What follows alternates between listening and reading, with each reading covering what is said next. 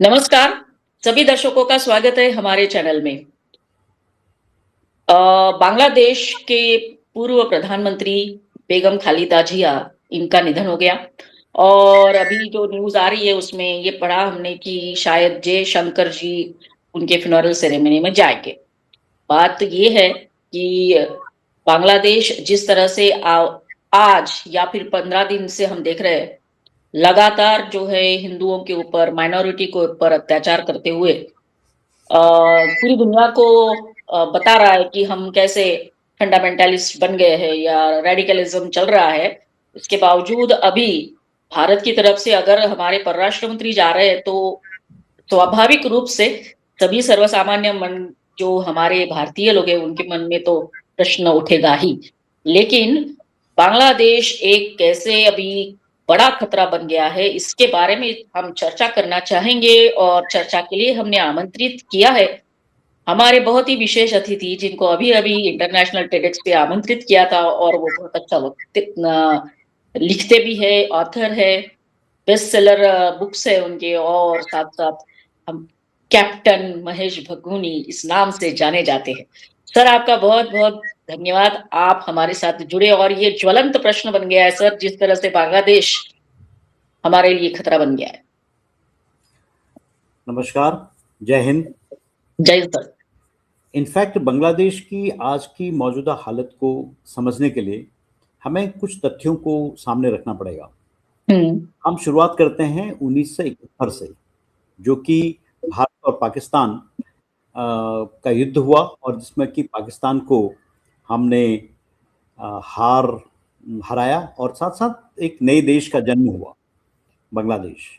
उस समय बांग्लादेश में जो मुख्य वाहिनी थी, उसका और वो जो वॉर ऑफ इंडिपेंडेंस था उनका, उसको शेख मुजीबुर रहमान ने लीड किया था। जो 1971 से लेके 1975 तक वहाँ के फाउंडर ऑफ बांग्लादेश रहे और first president and prime minister वही थे। उनका ये रोल था, वो आर्किटेक्ट ऑफ इंडिपेंडेंट बांग्लादेश उनको बोला जाता है। भारत के अच्छे संबंध थे। भारत ने उनको मिलिट्री, डिप्लोमेटिक और ह्यूमैनिटेरियन सपोर्ट दिया था। 1972 में इंडो बांग्लादेश की ट्रीटी भी हुई, फ्रेंडशिप हुई, कोऑपरेशन हुआ, पीस वगैरह हुआ, ओपन बॉर्डर्स थे, कल्चरल टाइज हुई, स्ट्रेटेजिक ट्रस्ट रहा और लेगेसी उनकी ये थी कि ही वाज प्रो इंडिया। हमें ध्यान रखना है, pro India, secular and nationalist. उनका 1975 में असैसिनेशन हो गया, जिसको वहां के देश के जो chief of the army staff थे, जनरल जियाउर रहमान ने उनको कुक किया और उनका असैसिनेशन हो गया। तो वो आर्मी चीफ रहे, लेकिन उन्होंने बांग्लादेश नेशनल पार्टी बीएनपी का स्थापना किया। लेकिन उनके आते ही बांग्लादेश शिफ्ट हो गया मुजीबुर रहमान की सेकुलर पॉलिसी से और वो एक किस्म से बांग्लादेशी नेशनलिज्म की तरफ बढ़ने लग गए और उनका योगदान रहा इस्लामिस्ट कंट्री बनाने के लिए। और इसके बाद हमारे रिलेशनशिप उनके साथ ठीक नहीं रहे। बांग्लादेश का प्रभाव, उनके पास प्रभाव रहा पाकिस्तान का, उनका झुकाव पाकिस्तान की तरफ बढ़ने लग गया, चाइना की तरफ बढ़ा, मिडिल ईस्ट की तरफ बढ़ा और इंडिया से उनका इन्फ्लुएंस, उनका प्रभाव या उनकी मित्रता कम होती गई। और यहाँ पर ध्यान देने की बात है कि उन्होंने Islamist and anti India narrative को बढ़ाना शुरू किया, राइट। और उनकी यही है कि वो धीरे धीरे भारत से दूर होते गए। अंततः 1981 में उनको भी असैसिनेट कर दिया गया। उसके बाद थोड़े समय के लिए हुसैन मोहम्मद रिशाद आए 1982 से लेकर 1990 तक, जो कि वहां के आर्मी चीफ, मिलिट्री रूलर रहे और प्रेसिडेंट रहे। उनकी मिलिट्री डिक्टेटरशिप रही और साथ साथ उन्होंने इस्लाम एज स्टेट रिलीजन 1988 में घोषित किया। भारत के रिलेशनशिप आप समझ सकते हैं, बहुत ट्रांजैक्शनल थे, कॉशियस थे और नॉर्मल रिलेशन थे, वर्किंग रिलेशन, और कोई भी मेजर ब्रेक थ्रू उनके समय में नहीं हुआ। उनकी खास पॉलिटिकल इस्लाम जो हम आज बात करते हैं वो उनकी लेगेसी रही। हम आते हैं खालिदा जिया, जो कि जनरल जियाउर रहमान की पुत्री और 1991 और 1996 और 2001 और 2006 में वो प्राइम मिनिस्टर रही। सॉरी, वो विडो थी उनकी, जियाउर रहमान साहब की, मैंने शायद पत्नी थी, बेटी बोल दिया था, वो विडो थी उनकी और वो बीएनपी की लीडर बन गई। डेमोक्रेटिक रिलेशन भारत के साथ उनके खास नहीं रहे, वो भी इस्लामिस्ट जमाते इस्लामी के साथ उनका टाइप रहा, भारत के साथ उनका संबंध अच्छा नहीं रहा, और वो एंटी इंडिया रेटोरिक ज्यादा रहता था, वही तरह का भारत के खिलाफ ही बात करती थी। और उन्होंने नॉर्थ ईस्ट में जितने भी हमारी इंसर्जेंसी हुई उनको उन्होंने बढ़ावा दिया, तो हमारी मित्र नहीं थी। और साथ साथ पाकिस्तान का जो आईएसआई का इन्फ्लुएंस था वो उन पर ज्यादा था, और कोऑपरेशन उन्होंने बॉर्डर टेररिज्म में कुछ भी खास नहीं दिया, और हमारे साथ उनका अविश्वास ही ज्यादा रहा। अब टर्निंग पॉइंट आता है 1996 से लेकर 2001 तक और 2009 से लेकर अब तक। तो हमारी जो कहा जाए तो काफी हद तक प्रो इंडिया जो थी वो थी शेख हसीना, जो अभी भारत में एक्साइल में है। वो प्राइम मिनिस्टर रही, और साथ साथ वो फर्स्ट प्रेसिडेंट प्राइम मिनिस्टर और फाउंडर ऑफ बांग्लादेश शेख मुजीबुर रहमान की पुत्री थी, राइट। उनका रोल रहा कि उनके लॉन्गेस्ट सर्विंग लीडर वो बांग्लादेश की रही, और उन्होंने ज्यादातर डेवलपमेंट, सेकुलरिज्म, स्टेट स्टेबिलिटी पर ध्यान दिया। एक किस्म से बांग्लादेश के साथ हमारे अच्छे रिलेशनशिप रहे, और हमने किसी भी तरह का कम्युनल हार्मनी ही वहां पर रही, और किसी तरह का इस तरह का जो आजकल बांग्लादेश में हिंदू पर अत्याचार रहा वो नहीं रहा। और उनकी इंडिया के साथ रिलेशनशिप बहुत अच्छी रही, स्ट्रेटेजिक टाइप रहा, और साथ साथ उन्होंने एंटी इंडिया इंसर्जेंट जो थे नॉर्थ ईस्ट में उनको दमन किया, और लैंड बाउंड्री एग्रीमेंट भी किया 2015 में, और transit access to north east Asia, north east India, energy connectivity, cooperation, strong intelligence उनका योगदान रहा। उनकी लेगेसी जो थी mostly India friendly leader after Mujib थी। अब इस बीच जो भी रहा उसके चक्कर में उनको, इनका एक ही चीज उनकी गलती मानी जाती है कि उनको बोला गया कि अथॉरिटेरियनिज्म थी, बहुत अथॉरिटेटिव थी वो, जो कि सही था देश के लिए क्योंकि वो विकास चाहती थी। लेकिन उसके बाद आपने महसूस ही किया कि इनके समय में जब वो जो खालिदा जिया थी वो प्रो जमाती इस्लामी थी, प्रो पाकिस्तान थी, तो इसलिए इनको एग्जाइल में कर दिया, उनको कैद कर दिया, और तारिक रहमान को 17 साल से वो एग्जाइल में रहे, वो इंग्लैंड में चले गए। और तारिक रहमान अब भारत में उनकी बांग्लादेश में उनकी पिछले हफ्ते वापसी हुई है, और इंडिया के साथ उनके रिलेशनशिप बिल्कुल खराब रहे उनके समय में बीएनपी का। तो दिस इज द बैकग्राउंड। और इसमें एक चीज हमें ये भी देखना है मैम कि इस सारे बैकग्राउंड में आर्मी ने एक बड़ा रोल प्ले किया है वहां। क्यों? क्योंकि जो अधिकतर एक किस्म से पाकिस्तान का ही अंश रहे, तो पाकिस्तान में जैसा जैसा होता रहा, वहां के जो कट्टरवादी थे उनके इन्फ्लुएंस में यहाँ के कट्टरवादी रहे, इसलिए बांग्लादेश की आर्मी भी काफी परमानेंट एक्टर के रूप में वहां काम करती रही। 1975 से लेकर 1990 तक उन्होंने समय समय पर अपना प्रभाव जमाया, तख्ता पलट किया, 2007-8 में भी हुआ, और अब भी एक किस्म से वो डिसाइसिव फोर्स के रूप में काम करती है। और उनका यही है कि वो पाकिस्तान को कॉपी करते हैं, इसलिए उनका इन्फ्लुएंस, उनके ऊपर इन्फ्लुएंस बेसिकली आईएसआई का है, पाकिस्तान का है, इसलिए वहां पर इतना टर्मोइल है। साथ साथ वो चाइना से भी मेजर आर्म्स सप्लायर होने के नाते चाइना भी उनको हेल्प करता है, यूनाइटेड स्टेट्स भी उनको बीच बीच में कुछ न कुछ करता रहता है मामले में, किसी न किसी रूप में वो अमेरिका से भी प्रभावित रहते हैं। तो this before we move. Yes ma'am. हाँ सर, ये तो पूरा बैकग्राउंड हो गया, लेकिन सर आपने जैसे बताया जो बेगम खालिदा जिया है, उनके जो पति थे, उन्होंने भी सर ये जो मुक्ति वाहिनी थी वो, या फिर हमारे जो हिंदू लोग थे, बंगाली लोग थे, उनके ऊपर प्रचंड तरीके से अत्याचार किए हैं सर। एक जेनोसाइड जो हुआ है उसमें ये भी शामिल थे, और ये सबको पता है। अब आई सर बारी इनके बेटे की, जो अभी आए हैं, और अभी आते से ही उनको उन्होंने शायद अभी इलेक्शन के लिए अपना नॉमिनेशन वगैरह भरने वाले, ऐसा सुना। तो ये भी सर तारिक रहमान कुछ भारत के फेवर में नहीं है। तो सर अभी बांग्लादेश का सिनेरियो कैसा है सर? देखो आपको भी पता है, सबको पता है कि वहां पर अब तारिक रहमान है, जमाते है, आईएसआई काम कर रहा है, यूएस भी है, डीप स्टेट भी काम कर रहा है, चाइना भी है। तो ये सारे मिलकर अब बांग्लादेश को एक एक्सपेरिमेंट की तरह या लेबोरेटरी की तरह यूज कर रहे हैं, और वो भी भारत के खिलाफ। आपका कहना सही है कि वो प्रयोगशाला बन चुकी है, क्योंकि प्रयोगशाला तो हम हमारी दृष्टि में है, बाकी हमें कहना चाहिए कि यूएस के अपने इंटरेस्ट हैं, क्योंकि आपको पता है शेख हसीना का तख्ता पलट जो किया गया उसमें यूएस उसने का बड़ा हाथ था। यूनुस को उन्होंने ही भेजा था वहां से। ये क्यों? क्योंकि शेख हसीना उनके प्रभाव में नहीं आ रही थी, और अमेरिका चाहता था कि शेख हसीना या बांग्लादेश उनकी कठपुतली हो जाए, जिससे वहां प्रभाव होने से वो भारत को के प्रभाव को कम कर सके, साथ साथ वो चाइना के प्रभाव को भी कम कर सके। राइट? क्योंकि चाइना भी उनको इकोनॉमिकली मदद कर रहा था, उनका झुकाव चाइना की तरफ बढ़ रहा था पहले। लेकिन शेख हसीना के आने के बाद शेख हसीना ने बड़ा बैलेंस टाइप करना शुरू किया, और साथ साथ वहां पर विकास की तरफ ध्यान दिया और कम्युनल हार्मनी की तरफ अपना योगदान दिया। ऐसे समय में अमेरिका नहीं चाहता था किसी भी रूप में, क्योंकि आपको ये भी याद दिला दें कि 71 में जब वो हारे थे, अगर आप बड़े विचारकों को सुनेंगे तो ये पाकिस्तान की हार कम थी, अमेरिका की हार ज्यादा थी। हाँ, वो तो है। अमेरिका की हार ज्यादा थी, इसलिए अमेरिका ने अपनी इतनी कुंठा उसके अंदर हो गई कि वो भारत को किसी भी रूप में अपना पुरानी खुन्नस निकालने के लिए वो चाहता था कि शेख हसीना उनको साथ दे, जहां की शेख हसीना उनको साथ देने को तैयार नहीं थी।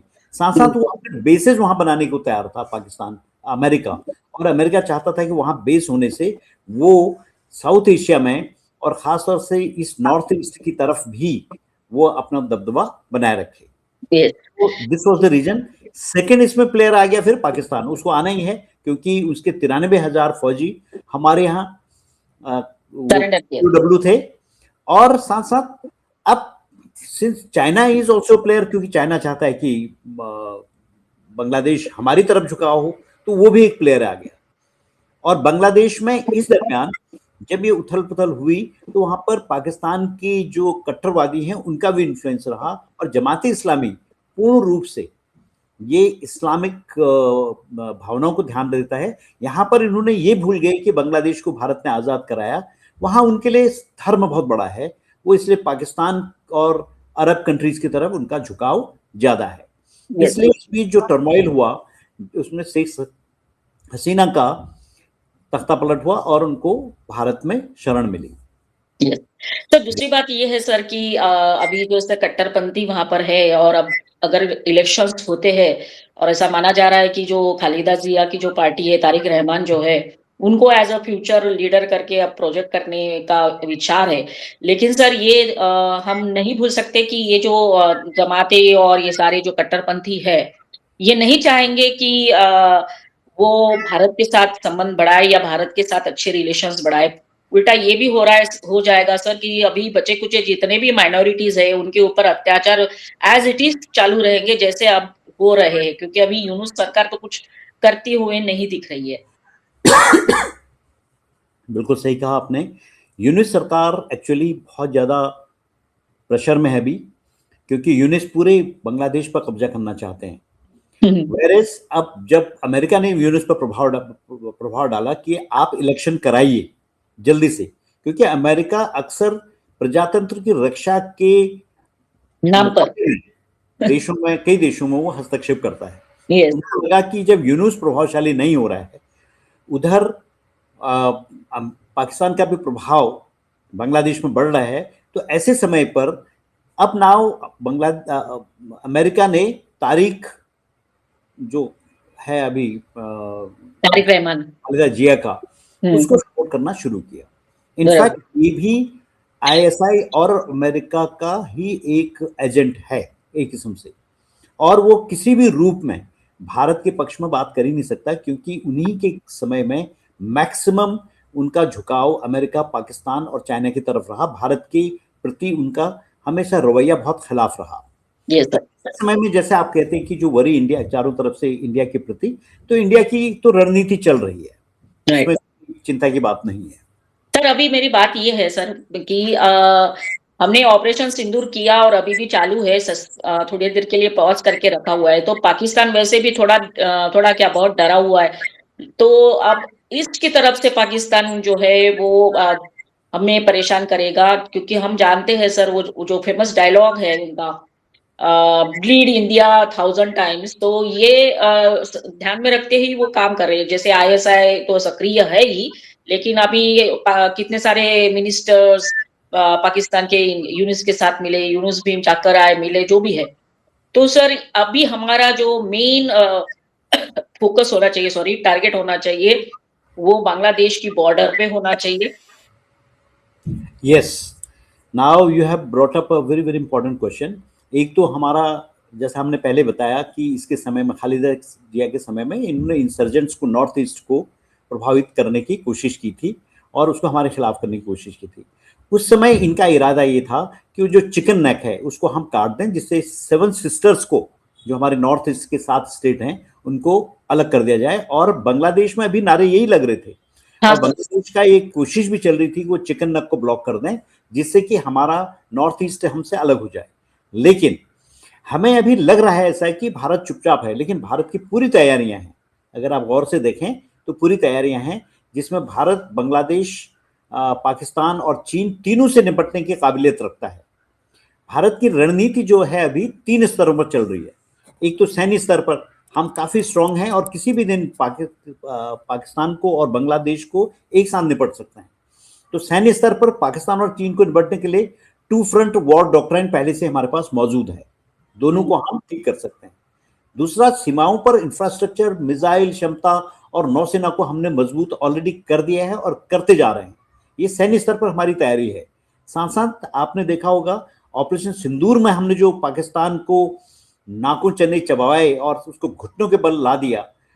हम रुके इसलिए थे क्योंकि हमें अपनी इकोनॉमी को भी ध्यान में रखना है। तो उससे साफ जाहिर हो गया कि हम सैन्य स्तर पर कितने मजबूत हैं, और साथ साथ और मजबूत होते जा रहे हैं। उसके बाद से हमने अपने आप को और मजबूत कर दिया है, और रशिया का हमारे पास उसके और भी एडवांस्ड वेपन सिस्टम हमारे पास आ रहा है। दूसरा, कूटनीतिक स्तर पर, कूटनीतिक स्तर पर भी हम लोग काफी आगे हैं, जिसमें हमारा प्रधानमंत्री मोदी जी एक मेच्योर लीडर होने के नाते उन्होंने क्वाड, ब्रिक्स और G20 जैसे मंचों पर अपना पूरा प्रभाव जमाया है। तो इसलिए कूटनीतिक स्तर पर वर्ल्ड कम्युनिटी को भी हमने अपने साथ लिया है।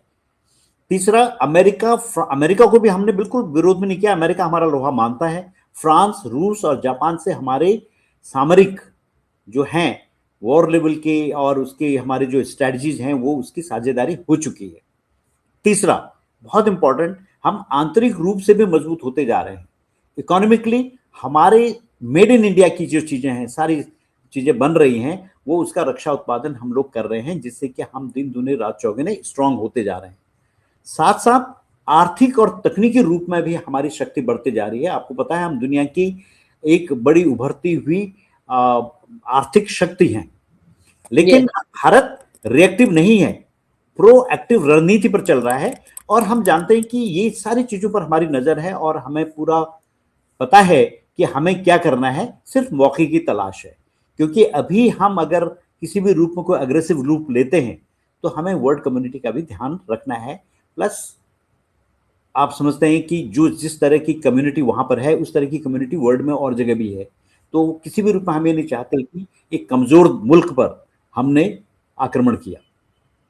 जी, कमजोर मुल्क ठीक की तो बात ही नहीं है सर। बात ये हो रही है, मतलब हमारे मन में आता है, जैसे अपन तो सर सर्वसामान्य नागरिक है, कूटनीति वगैरह तो हमारे सोच के बाहर ही होगी। लेकिन सर फिर भी इतने सारे अत्याचार होने के बाद 1971 में हमने सेना भेजी थी। अभी जी, भी वही हो रहा है, फ्रॉम 28% टू अभी कितने 6-5% पे हिंदूज आ गए सर। तो सर अब और कितना, किस बात के लिए हम सर वेट कर रहे हैं कि कोई एक्शन हम नहीं ले रहे? क्या ये भी एक आप जैसे बोल रहे हैं कूटनीतिक दाव है कि हम और वेट करें? तब तक तो सर कितना अत्याचार होगा सर।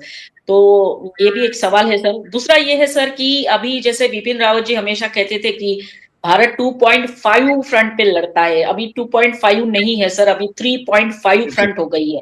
पाकिस्तान, चाइना और अब इधर बांग्लादेश, और 0.5 हमारा इंटरनल, जो लोग अंदर ही मामले हैं। अंदर खुश हो रहे होंगे बांग्लादेश में जो हो रहा है वो भारत में भी हो जाए और भारत में तख्ता पलट हो जाए, यही उनकी मनीषा रहती है। तो सर ये बहुत बड़ा एक चैलेंज, इंटरनल चैलेंज भी हमारे सामने होगा। Yes, it is a big challenge for us. लेकिन मैं इतना आपको विश्वास दिलाना चाहूंगा कि भारत मजबूत है, भारत मजबूत रहेगा। और किसी भी रूप में हमें ये नहीं कहना चाहिए कि हम लोग घिरे हुए हैं या उनसे किसी भी रूप में हमें वो है, बट खतरा जरूर है। हमें कॉशियस रहने की जरूरत है कि इस तरह के वहां पर एलिमेंट्स हैं, और चारों तरफ से जो आपने कहा कि 3.5 फ्रंट पर हमें देखना है, वो हमें कॉशियसली देखना है। और लेकिन ये तीनों फ्रंट पर हमें खतरा जरूर है, लेकिन ये हमारा कुछ बिगाड़ नहीं सकते। इतना जरूर है कि हमारे जो वहां पर हिंदूज हैं उनको नुकसान हो रहा है, उनकी हत्याएं हो रही हैं, और बाकी ये हमें एक किस्म से उकसाने का भी उनका एक तरीका है, ताकि वो किसी रूप में भारत उकसाया जाए, भारत को, और भारत आक्रमण करे।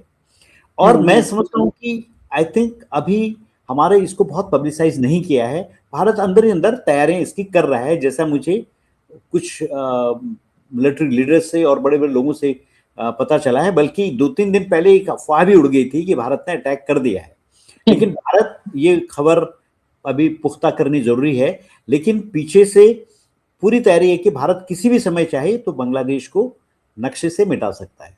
तो ये इसका तो हमें मानना है कि हमारी पूरी तैयारी है, शायद एक सही मौके का इंतजार है, और कभी कभी आम पब्लिक होने के नाते हमारा धैर्य थोड़ा कम होता है और हम सोचते हैं कि जल्दी से इसमें कुछ कार्रवाई की जाए। ये सर, दूसरी बात ये है सर कि वहां जैसे प्रोटेस्ट हुए या फिर स्टूडेंट्स रैली हुई या स्टूडेंट जो रैली निकाल रहे थे इतनी वायलेंट हो गए, जिसको बड़ा चढ़ा मतलब काफी सारे लैंग्वेजेस में वर्ड्स में जेनजी बोलते हैं। तो ये भी है सर, जो लोग है कुछ लीडर्स है वो ये चाहते हैं कि हमारी भी जेनजी इस तरह का कुछ करे। लेकिन मुझे लगता है सर हमारे यंग मंस या हमारे जो यंग जनरेशन है वो काफी समझदार है, कहाँ वो ऐसे बहकावों में नहीं आने वाले। Very true. और आपने बहुत सही बात कही। इनफैक्ट इन चीजों से हमें, मैं एक चीज आपसे कह रहा था कि हमें अपने आप को मजबूत करना है, जो हम कर रहे हैं। राइट। भारत एक बहुत विशाल देश है, और अभी जो हमारी वर्तमान सरकार है, आप देख रहे होंगे सारी जगह वर्तमान सरकार की ही एक्सटेंशन सरकार बन रही, स्टेट में भी। तो ये सारी साबित करते हैं हम अंदरूनी रूप से अपने आप को मजबूत करें। अब इतने सालों से, 60-70 सालों से जो नुकसान देश को हुआ है, जो हमारा विपक्ष है वो भारत की सोचता नहीं है। हमें खतरा विपक्ष से भी है, क्योंकि वहां ऐसे एलिमेंट्स पड़े हैं जो भारत का नुकसान होना, वो प्रेजेंट सरकार से लड़ाई करते करते या उनके विरोध में बात करते करते वो देश विरोध की बातें भी करने लग गए। मैं समझता हूं कि हमारी वर्तमान सरकार और उसकी विचारधारा सही दिशा में है और सही काम कर रही है। ये चारों तरफ से जब कहते हैं ना कि हम, जब कोई हाथी गुजरता कहीं से, अब कुत्ते तो भौंकेंगे ही, अब हम कुत्तों को भौंकना नहीं रोक सकते, और धीरे धीरे उनका भी सफाया हो जाएगा, जो कि हो रहा है। और अभी आप आज भी कई लोगों ने ऐसा पता चला है कि जो कांग्रेस से भी और कुछ और जगह से भी वो लोग भारत वर्तमान सरकार में मिलने की कोशिश कर रहे हैं। और ये मानसिक जो विचारधारा है, अब पहले हमारे यहाँ जो लेफ्टिस्ट थे वो थे, अब उनको सब खत्म कर दिया है, लेकिन इसको लगेगा समय, और आई थिंक एक पॉजिटिव दिशा में हम बढ़ रहे हैं। Yes sir.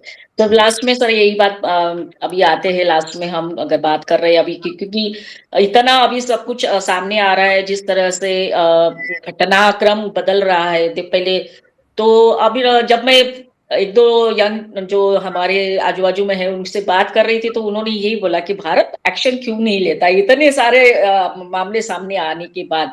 तो सर यही एक ऐसा लगता है कि सबके सामने ऐसे सोल्यूशन दिख रहा है कि अब बस बहुत हो गया, इनफ इज इनफ। पता नहीं आप गवर्नमेंट क्या सोचती है वो बात।